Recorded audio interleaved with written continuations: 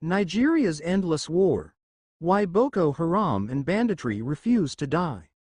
For over a decade, Nigeria has been trapped in a bloody cycle of insurgency, terrorism, and banditry.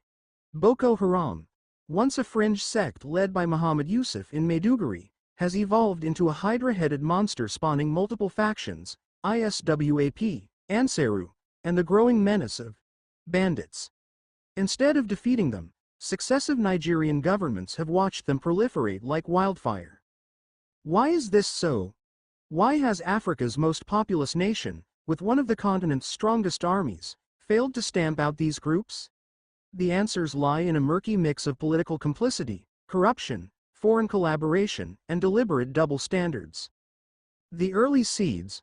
Politics and Boko Haram's rise. It is no longer speculation that politics nurtured Boko Haram. The movement's rise in Borno State has often been linked to Ali Modu Sheriff, the former governor.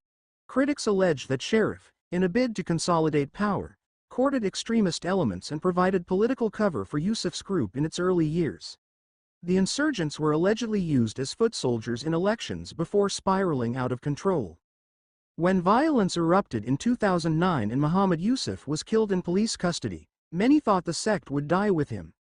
Instead, it mutated, under the ruthless Abubakar Shekau, and became a full-blown insurgency that Nigeria has not recovered from.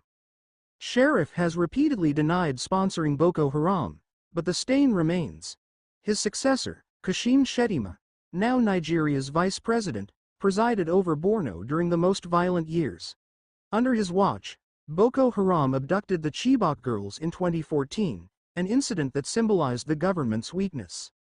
A government compromised from within. Former President Goodluck Jonathan once admitted that Boko Haram had infiltrated his government. Ministers, generals, even members of the security agencies were rumored to be sympathetic or directly connected to the insurgents. This fifth column explains why military offensives often collapsed just as victory seemed within reach. At the state level, governors quietly negotiated and paid ransoms to bandits and kidnappers, even when they denied it publicly. In Zamfara, Katsina, and Niger states, terrorists were not only appeased with money but in some cases with amnesty offers and luxury treatment. Contrast this with how the federal government treated Biafra agitators.